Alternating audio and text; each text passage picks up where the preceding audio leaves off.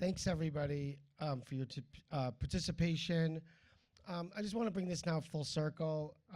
The charge at the beginning was to connect and collect people. And I just want to tell you, I loved walking around and seeing 30 people in the lobby last night hanging out with Jeff Bechet and his generosity. But just, looking at ourselves and, the ability to connect with new people, please just, do you feel like if you connected and collected new people, raise your hand? Awesome. That's the greatest gift we give each other. I asked you guys to feel like you could lean in and lean out, share and listen. If you feel you did that, raise your hand. Right? We need to model. And I also asked you to consider going home with something tactical, an idea, a concept, something. Please share, raise your hand if you feel like you're going home with something. We have these 4 charges that I'd love for you to think about, that our work continues 7 days a week, 24 hours a day. That's what the Jewish world needs from us. Number 1 is that we continue to learn from each other. You're never alone. You're driving home, before you go into your house, you need to clear your brain out. You could text a colleague and say, hey, I just need to ground myself in something. It could be a personnel issue. It's not sending that email you shouldn't send maybe. Sharing it with each other, clearing out and venting, but that you really use each other as a support system. And we at the association are there to support you. I'd love for you to really think about leading beyond your walls. I know we're really, really busy.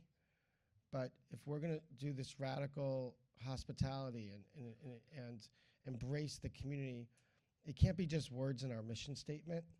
It can't just be a nice blog. Like going out into the community and just saying, what can this look like if we work more together? And that could be, reaching out to the CEO of the YMCA and saying, hey, I just want a new friend. We're both worrying about building community.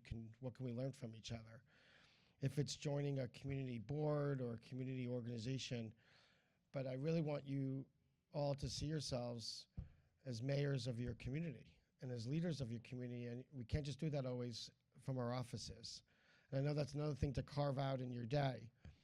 But beyond the Jewish partners, if we're going to model and embrace and drive, go out into the community and find a couple of new partners this year from, I don't care if it's the Lions Club, the Kiwanis Club, your corporate club. I got myself involved in community, and actually dollars can flow too.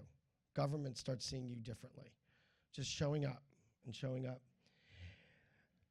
Let us help you, but we need the data. It's really powerful for fundraising. And so workforce summaries, we're not getting enough of that data. Deanne just did a plea for benchmarking. We need it.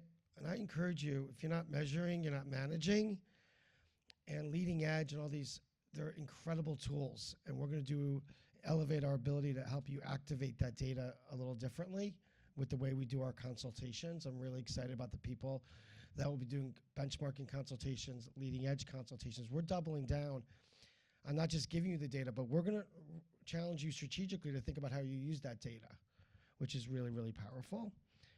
And this is, was a stretch for me. Sometimes we can have a little imposter syndrome. We just want to be great managers, and it's great. But to see yourself as a thought leader in your community. Doesn't mean you have to have the answers. Good leaders ask the right questions. And just going out and saying, what could it look like? 77%. How does that show up in our own community? Just going into your boardroom and using data not to solve anything, just to have a conversation. Board members are screaming to be asked the questions and be engaged in conversation. So let's do that really, really strategically. This is our time. This is our moment.